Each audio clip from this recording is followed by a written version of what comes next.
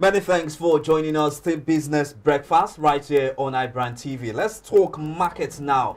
Gains recorded in some banking stocks last week lifted the Nigerian exchange from the negative region, even as investors gained 34 billion naira at the end of the week.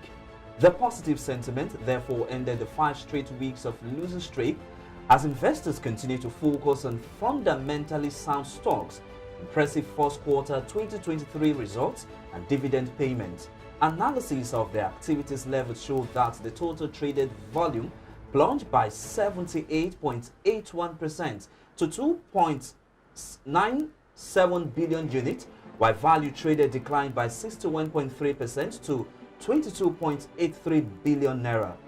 Performance across the sectors was bullish, with the banking sector appreciating by 5.2%, while the oil and gas and the insurance sector advanced by 5.1% and 3.1% respectively. Now, joining me now to do some analysis of this development, I have with us in-house analyst Ambrose Omodion, Chief Research Officer, Invest Data Consulting, and also joining me virtually via Zoom is the equity trader at Planet Capital Limited, Paul Uzum. Gentlemen, good morning and many thanks for joining us on the show today. Thanks for having us. Okay, Mr. Paul. Thank you. Good. So let me start by asking Mr. Ambrose here with me in the studio, what is your assessment of trading activities at the NGS in the past week?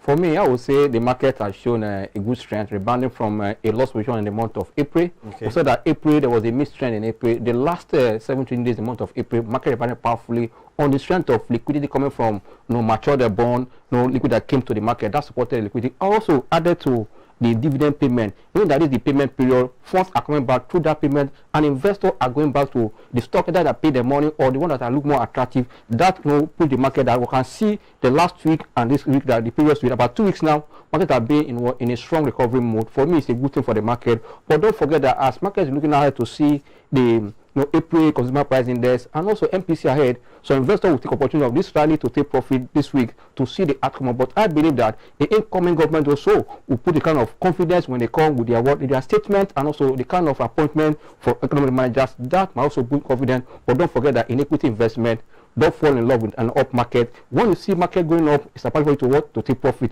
Why? As a put down to enter, also buy in. In the market, it's about knowledge, and also it's better that sector that has potential. You read it on the outlook that also about banking sector recording about 5.2% for a week. It tells you that that sector is something pushing an investor also looking that way. Liquidity also and the volume in that sector. I believe that there's still kind of a missed opportunity in the market in terms of this new week, because profit taking will come as people are looking at, for most 2 weeks now, we're still on up market. It's about for us to pull out some gains from the market.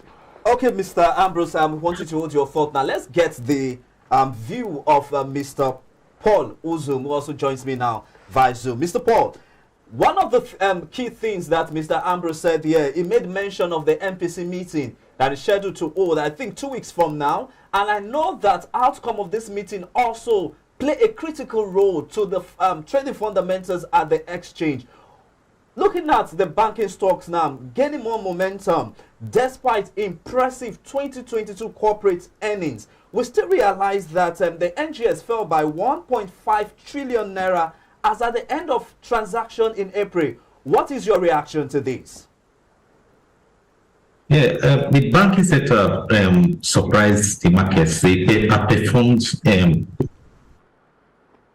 and results will be seen from that sector across banks like Zenith Bank, GT Bank, Access Bank, and UBA. Okay, we seem to have some network challenge there, but I want you to respond to that while we try to get connected back to... You said that the market recorded about 1.3 trillion loss in the month of April. Yeah. I will tell you that that's a lot of profit-taking activity in the market, because every investor have entered the market in the month of December, January, expecting this dividend to come to the market. And in the market, they've seen capital appreciation, and most of them, like me, that are traders, have entered the stock for below the price we enter, and the dividend they are declaring is 2 naira, and you have made 5 naira on that stock. It's wise for you as a trader, not investor. If you want to hold to their minimum, have to sell down. At the take profit, that put the market, not that the fundamental the market has changed. Okay. Because the earnings in the market, especially my colleague I mentioned, you see the banking sector impressive earnings, and we know factors that contribute to that banking sector of that earnings. Because one, as we are seeing a high, interest rate anywhere in the world, that is about what to support the, the banking sector. And also, we know in the month of February and March, because of cash crunch, most companies, the big firms were online transacting. That also boosted the banking. But I believe that trend will continue in this quarter for the banks. Okay, Mr. Ambrose, before I wrap up this segment, now let me get Paul take on this. Paul, what is making Nigerian financial sector more attractive to investors? But it seems that we have more stocks, more banking stocks gaining momentum, recording more gains at this point. What is making the Nigerian banking sector attractive to investors?